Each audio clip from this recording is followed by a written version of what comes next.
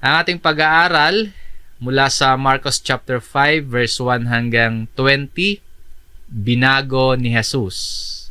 Ang version ng Biblia na ating gagamitin sa Tagalog po ay ang Bagong ang Biblia at sa English ay New King James Version.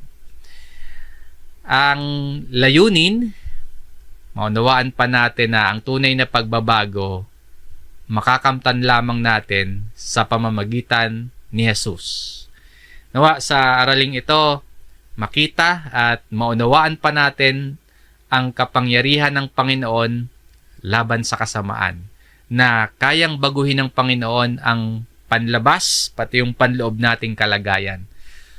Anumang pagkaalipin, kaya niya tayong palayain. Anuman po na pagkasira ang meron tayo, kaya ni Jesus na tayo po ay ayusin. At kung tayo po ay mga binago, ano ang misyon na meron tayo ngayon? Tulungan nawa tayo ng Panginoon at maipahayag niya sa atin ang katuroang makakapagpatibay sa ating pananampalataya. Ang kwento dito, maaaring pamilyar na po ang marami sa inyo, tungkol sa isang lalaki na sinasapian ng masamang espiritu. Yung masamang espiritu na mababasa natin sa Marcos chapter 5 ay demonyo o kaya mga demonyo ang tinutukoy. Sa usapang demonyo, mga kapatid, sa panahon natin ngayon, may maobserbahan tayo na dalawang pananaw at masasabi nating parehong maling pananaw.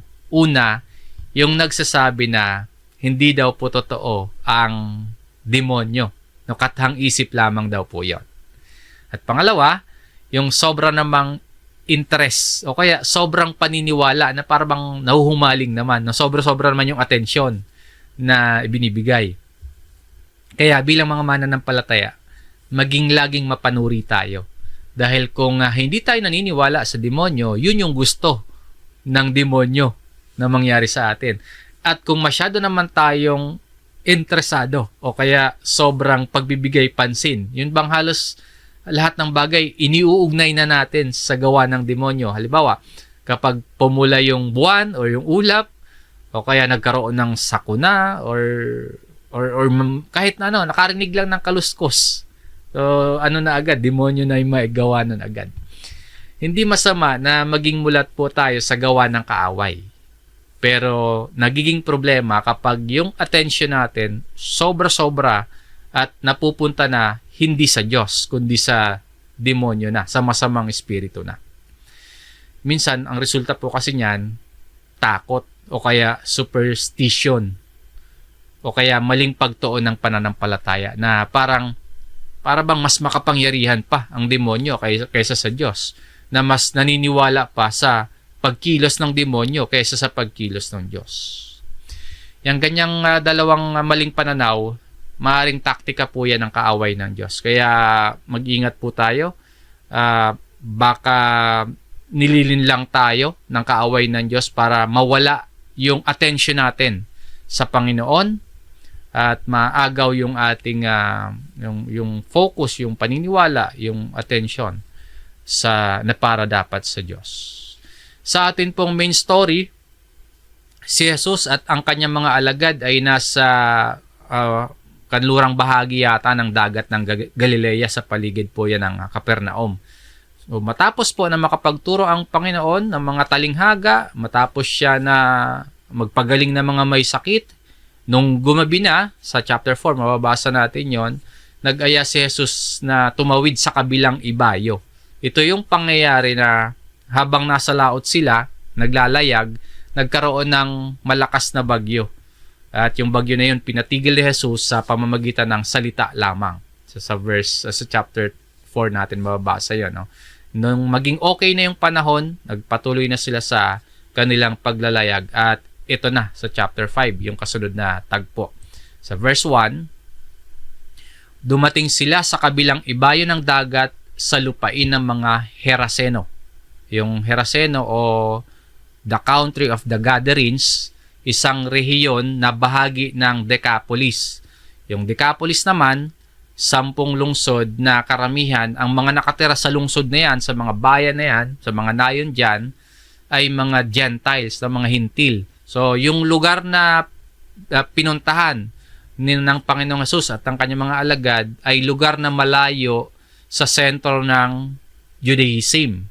Kaya mapapansin po ninyo sa susunod or sa mga kasunod na mga talatang ating mababasa, merong nag-aalaga dyan ng mga baboy, o farm ng baboy, no? Na para sa batas at paniniwala ng mga Hudyo, marumi po yung baboy. Kaya yung lugar na yan, yung lupain na yan ay malayo sa sentro ng Judaismo.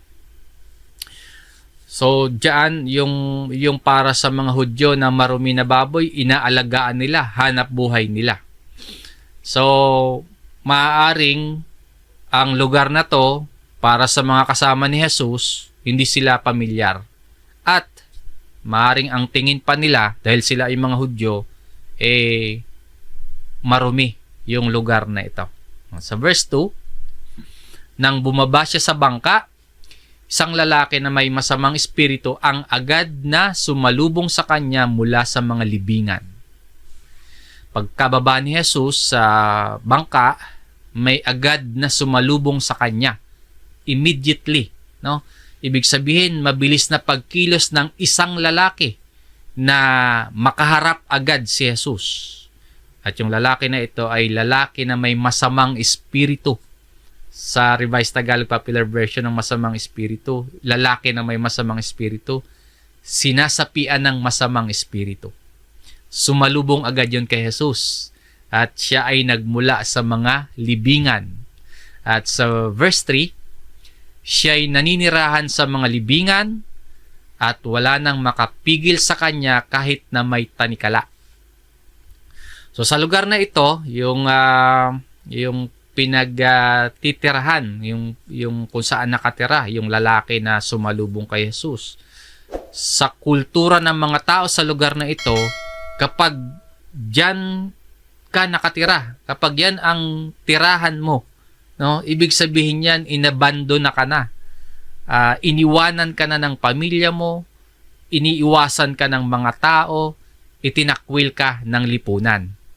At sa kultura nila, ang libingan, itinuturing niya na marumi. Dito sa mga libingan na ito, nakatira yung lalaki na yon. At inilagay siya dyan, sinubukan na itali o kaya ikadena. Ayan yung tanikala. Maaring dyan siya nilagay, maaring dyan siya ikinakadena para protektahan nung ibang mga tao yung sarili nila laban sa lalaki na yan. Kaya lang, sabi dito, walang makapigil sa lalaki kahit na may tanikala. Larawan po ito ng isang tao na hindi kayang ayusin ng lipunan yung kanyang kalagayan. Na hindi kulungan o hindi pagtakwil, hindi yung pag-isolate, no? Hindi yung pagtiwalag sa lipunan, hindi yung pagtali at pagkadena yung solusyon, kundi ang makakatulong sa kanya ay si Kristo. Sa verse 4, sapagkat madalas na siya'y ginagapos ng mga kadena at mga tanikala, ngunit nilalagot niya ang mga tanikala at pinagpuputol-putol ang mga kadena. Walang taong may lakas na makasupil sa kanya. Sinusubukan naman na kontrolin o ilagay nga sa isang lugar lang yung lalaki gamit yung kadena at yung mga tanikala. Siguro una nga para protektahan yung mga tao sa yung ibang tao, or para protektahan din yung bigyan ng proteksyon itong lalaki mismo. Pero napuputol din niya yung mga kadena at sinasabi dito, walang taong may lakas na makapigil o makasupil sa kanya. Ibig sabihin, itong lalaki na ito, merong lakas na hindi likas sa tao. Na yung lakas na yun, maaaring epekto ng demonyo o yung masamang espiritu na nasa kanya. At sa verse 5, mas makikita pa natin yung miserableng kalagayan ng lalaking ito. Sa gabit araw ay palagi siyang nagsisigaw sa mga libingan at sa mga kabundukan at sinusugatan ang sarili ng mga bato. Isang imahe, isang picture ng lalaki na terrible yung kalagayan, miserable yung kalagayan. Hindi matino ang isip, no? Nagsisisigaw araw-gabi, sinusugatan yung sarili. Sa panloob at panlabas na kalagayan ng taong ito, matindi yung pagkasira niya. Isang tao na itinakwil ng pamilya, itinaboy ng lipunan, itinapon o nakatira sa mga libingan, ganyan yung kalagayan niya. Na para sa kultura ng mga tao diyan sa lugar na 'yan, ang pagtira kasama ng mga patay, no, kasama yung pagtira sa mga libingan ay marumi din. So ano talaga siya? Itiniwalag, ikinadena, nilagyan ng tanikala. Pero sa lakas na taglay ng lalaki na yan, napuputol niya yung kadena. Pag wala siyang kadena o hindi siya nakatali, yung kanyang pagiging malaya, sinusugatan naman niya yung kanyang sarili. Hinihiwa niya yung kanyang laman ng matatalim na mga bato. Ang imahe ng lalaki dito, makikita natin na badly damaged person itong lalaki na ito.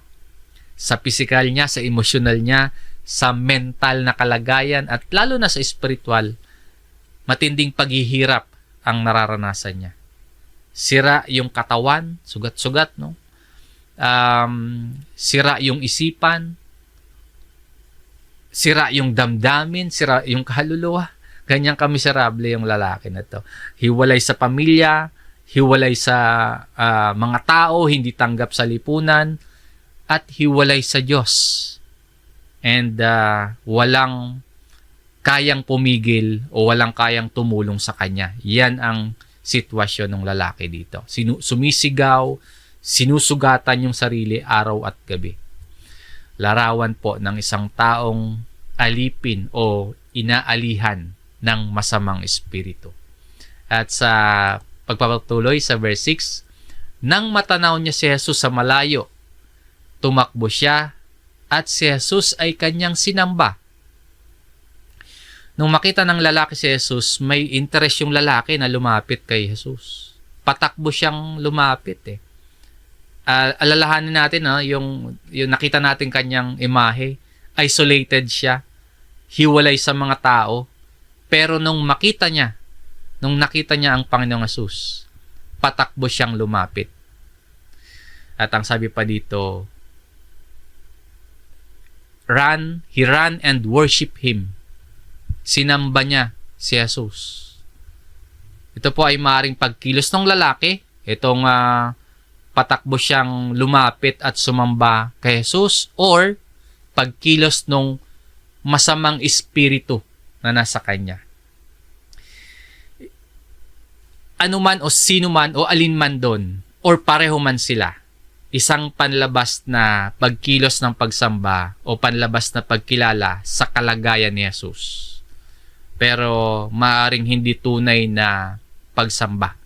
Hindi tunay na worship, kundi takot lamang kay Jesus. Itong gesture, itong pagkilos na ito ng lalaki.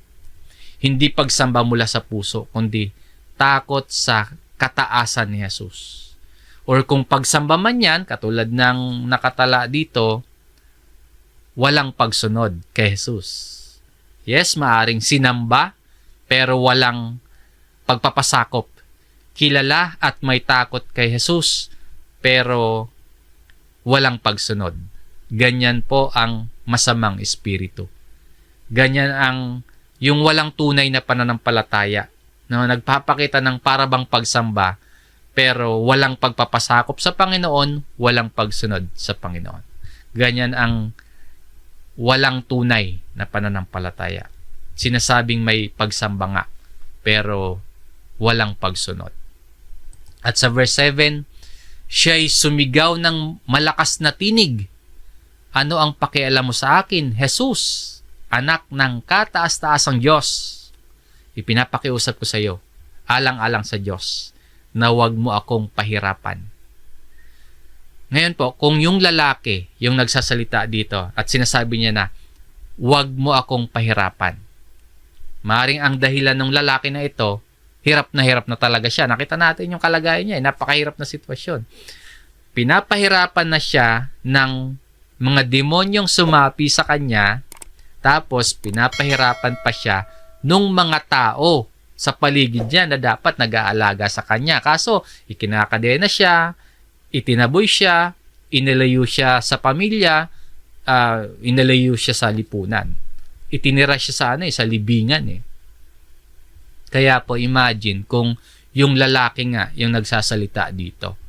Doble yung nararanasan niyang pahirap. Pahirap mula sa mga demonyo na sumapi sa kanya at pahirap sa mga tao. Yung mga tao, maaring hindi naman natin masisisi kasi parang ang tingin nila or tingin ng mga tao ay solusyon. Yun. No, makakabuti yun para sa lahat. Para hindi siya makapang sakit, para hindi niya rin saktan yung kanyang sarili. Kaya ina-isolate. Kung pasyente ito, inilayo para hindi siya makapaminsala at tinatali o kinakadena para hindi niya mapinsala yung kanyang sarili. Inilayo siya sa marami para wala siyang maabalang iba. Paniniwala nga po, marahil yung mga tao sa lugar na yan na hindi lang yung tao, yung lalaki o yung lalaki na yan yung pinaparusahan nila, kundi yung demonyong sumapi sa lalaki. Pero dahil espiritu, yung masamang espiritu, itong lalaki lamang talaga yung nahihirapan. Kaya hirap na itong lalaki na sinasabi niya na or ipinapakiusap niya na alang-alang sa Diyos, wag na siyang pahirapan ni Jesus. Kasi hirap na nga siya. Ngayon, kung yung masamang espiritu naman yung nagsasalita dito, ang makikita naman natin dito, desperado at natatakot na masamang espiritu dahil nasa harap niya si Jesus. Sinasabi niya, anong pakialam mo sa akin? Parang gano'n yung sinasabi ng demonyo, no? Wala kang pakialam, lumayo ka. Pinapakita na natatakot siya sa kanyang kausap. Wala siyang laban. Kilala niya yung kanyang kaharap. Sabi dito, Jesus, anak ng kataas-taasang Diyos. Kilala ng masamang espiritu kung yung masamang espiritu yung nagsasalita dito. At tama yung pagkakakilala ng demonyo kay Jesus. Pero wala siyang pananampalataya. Wala siyang pagsunod sa Panginoon. Yes, nakikilala, natatakot, pero walang pagpapasakop. Walang pagsunod. Kaya ironic din yung sinabi dito ng masamang espiritu. Ginamit niya yung pangalan ng Diyos para makiusap siya kay Jesus. So, desperado na yung masamang espiritu, no? Ginamit yung pangalan ng Diyos dahil alam niya merong otoridad si Jesus para pahirapan siya. At sa verse 8, sapagkat sinabi niya sa kanya, lumabas ka sa taong iyan, ikaw na masamang espiritu. So, sa verse naman na ito, malinaw po yung kapangyarihan ni Jesus. Hindi siya nakiusap. Ang sabi niya, isang tuwirang utos ang binanggit dito ng Panginoon. Utos na come out of the man. Lumabas ka sa taong yan, ikaw na masamang espiritu.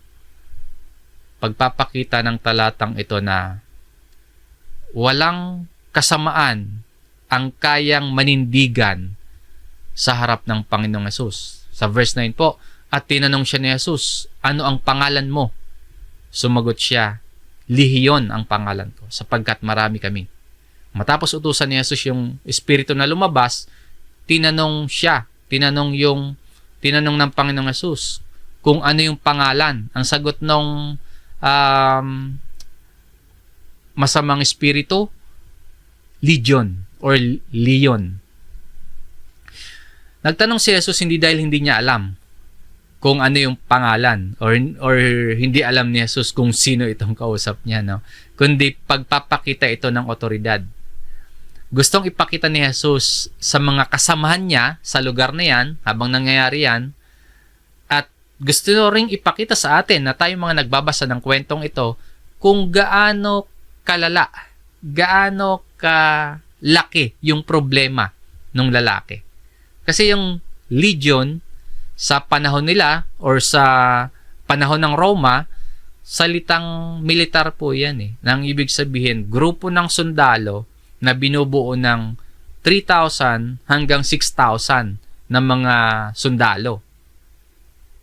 Hindi man tiyak yung eksaktong bilang, pero yung salitang legion nagpapakita ng mataas na bilang ng masamang espiritu yung nasa loob ng lalaki. Hindi lang simple o ordinaryong pagsapi. Buong pagkatao na inukupa ng masamang espiritu yung lalaki. Tapos sabi pa nung masamang espiritu na dahil legion, kasi pinapakita niya na sapagkat marami kami. Gusto namang ipakita ng masamang espiritu na marami sila, pero hindi na tinag ang Panginoon. Hindi kayang ipaglaban ng masamang espiritu ang kanilang sarili kahit pa marami sila sa harap ng Panginoong Hesus. Kaya sa verse 10, nagmakaawa siya sa kanya na huwag silang palayasin sa lupain. Nakiusap itong masamang espiritu. Wala na silang kakayahang tumutol na paalisin sila sa lalaki. Nagmakaawa sila. Ang pinagmamakaawa nila, sige, kung paalisin kami sa katawan na ito, ang pakiusap o ang pagmamakaawa nila, wag silang palayasin sa lugar o lupain na yon. Yung madaming masamang espiritu, walang laban kay Jesus. Nagmamakaawa sila dito eh. Nakikiusap na sa baboy na lang sila papasukin. Sabi pa sa verse 11, noon na may isang malaking kawan ng mga baboy na nanginginain sa libis ng bundok. May alternative na target na nakita agad itong masasamang espiritu. Kawan ng baboy. Mula sa isang lalaki na itinaboy ng lipunan, nakatira sa mga libingan, na para nga sa mga Hudyo ay marumi, yung lalaki. Gusto naman nung masasamang espiritu na lumipat sila sa mga baboy. Para sa mga Hudyo, ang baboy marumi din po. Ngayon, ganito yung pakiusap ng masamang espiritu sa verse 12. Nagmamakaawa sila, nakiusap sila sa kanya. Papuntahin mo kami sa mga baboy upang kami ay makapasok sa kanila. Wala na silang laban. Alam nila, paalisin sila sa katawan ng lalaki. Ang next target nila, itong mga baboy. Ang pakiusap nila, kung aalisin sila sa lalaki, papuntahin sila sa mga baboy.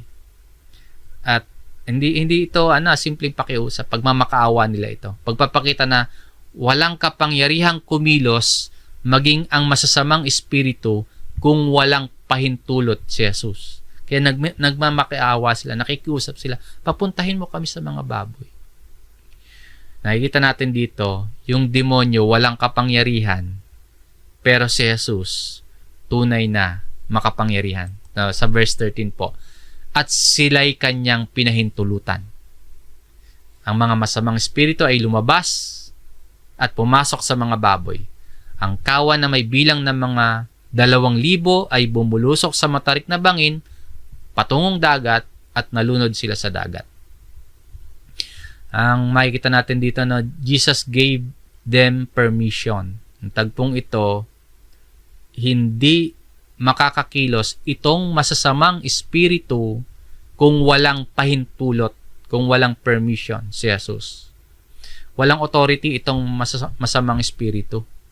Pero kahit wala silang otoridad, kahit wala silang kapangyarihan, nakikita natin dito, mapanira itong mga masamang espiritu.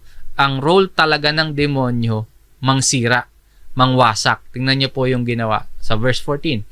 Ang mga nagpapakain sa kanila ay tumakas at ibinalita sa lungsod at sa mga nayon. Kaya't nagdatingan ang mga tao upang tingnan kung anong nangyari. Nangamatay yung mga baboy. Winasak din nung demonyo. Yung lalaki pa lang, winasak na nila. Matapos pasukin ng demonyo yung mga baboy, nahulog patungong dagat, nalunod. Ngayon, yung mga nagpapakain, yung mga nag-aalaga ng baboy, siguro nataranta sila sa nangyari, natakot sila, umalis sila sa lugar, yung tumakas, sabi dito, at ipinamalita yung nakita nila, yung nasaksihan nila. Hindi sila sumampalataya, itong mga nag-aalaga ng baboy.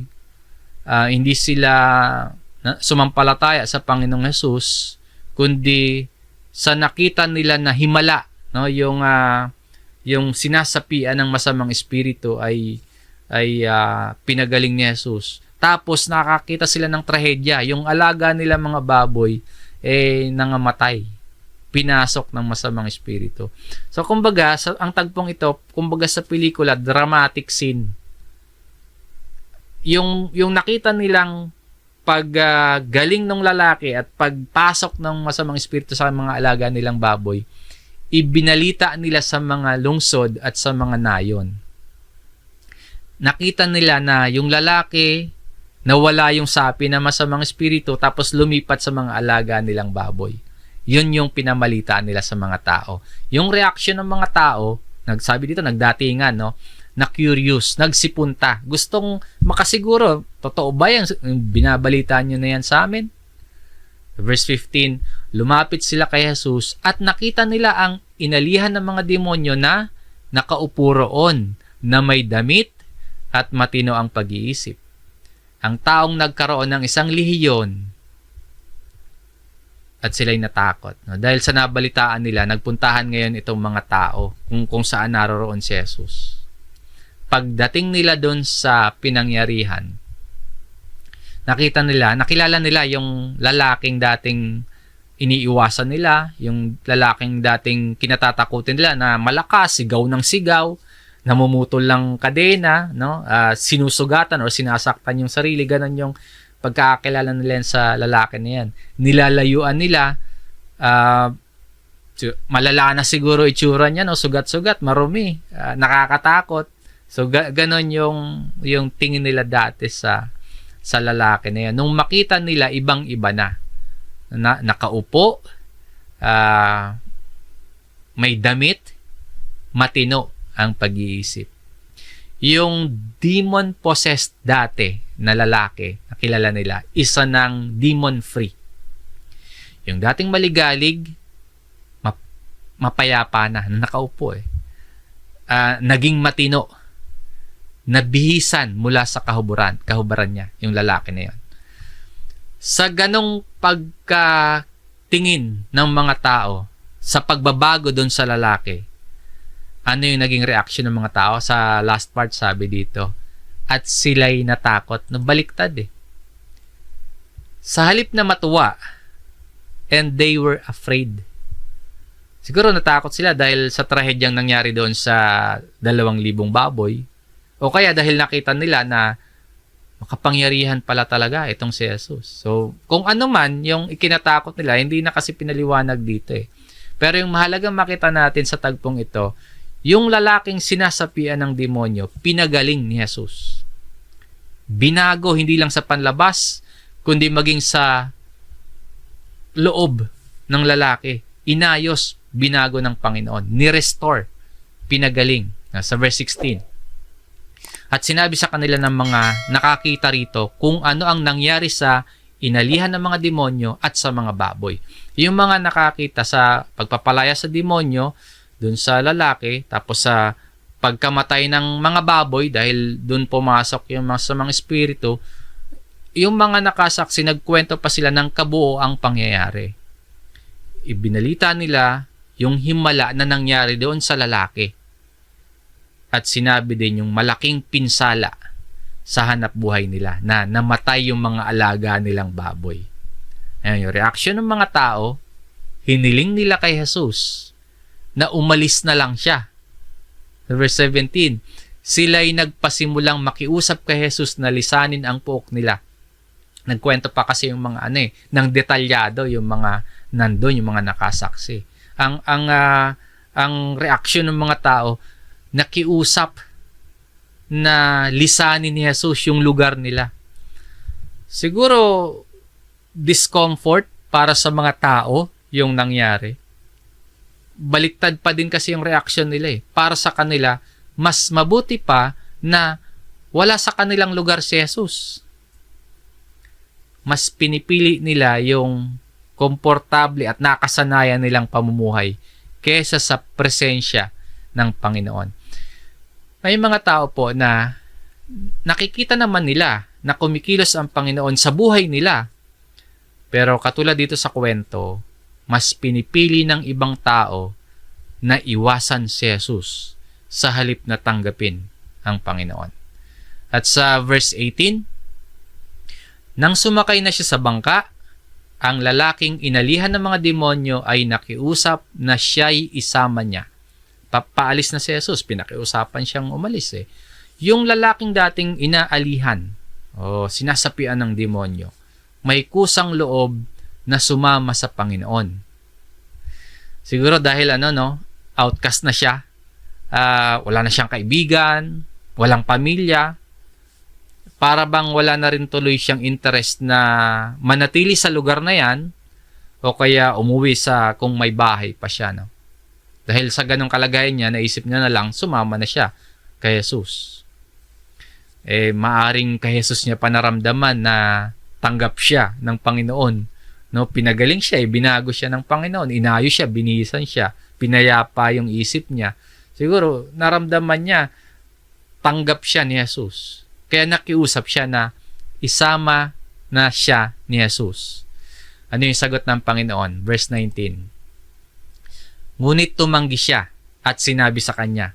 Tumanggi si Jesus at sinabi dun sa lalaki, umuwi ka sa iyong mga kaibigan at ibalita mo sa kanila ang lahat ng ginawa ng Panginoon para sa iyo at kung paanong kinaawaan kanya. Hindi pinayagan ni Jesus yung pakiusap ng lalaki. Sa halip po, ang sinabi sa kanya ni Jesus, go home. Na umuwi ka sa pamilya mo, umuwi ka sa mga kaibigan mo, sabihin mo sa kanila na gaano kabuti yung Panginoon sa iyo at paano ka kinaawaan ng Panginoon. Bakit kaya tinanggihan ni Jesus yung request ng lalaki na sumama sa kanya? Meron pong magandang ginawa ang Panginoon dito na dapat nating makita sa tagpong ito, sa pagtanggi ni Jesus na sumama yung lalaki sa kanya.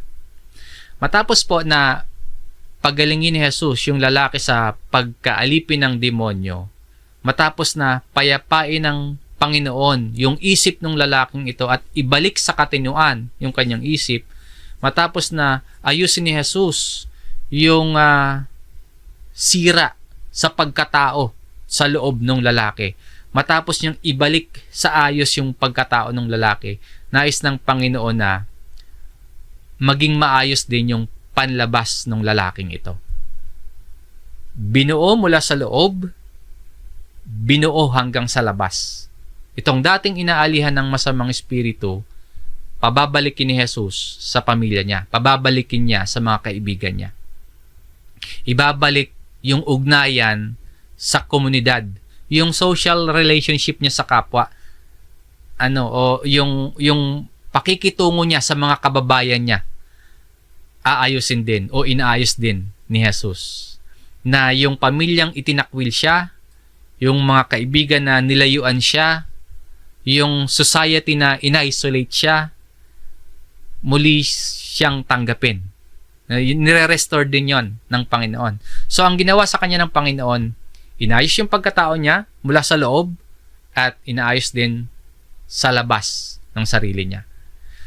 Nakita natin kung gaano inayos ng Panginoon yung lalaki sa loob. Inayos sa pamamagitan ng pagpapalayas ng mga demonyo. Paano naman inaayos sa labas?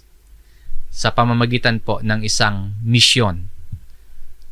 Sa pamamagitan ng isang utos sa kanya ni Jesus. Aayos ni Jesus yung panlabas na sitwasyon ng lalaki. Sabi po dito, umuwi ka sa iyong mga kaibigan at ibalita mo sa kanila ang lahat ng ginawa ng Panginoon para sa iyo at kung paanong kinaawaan ka niya.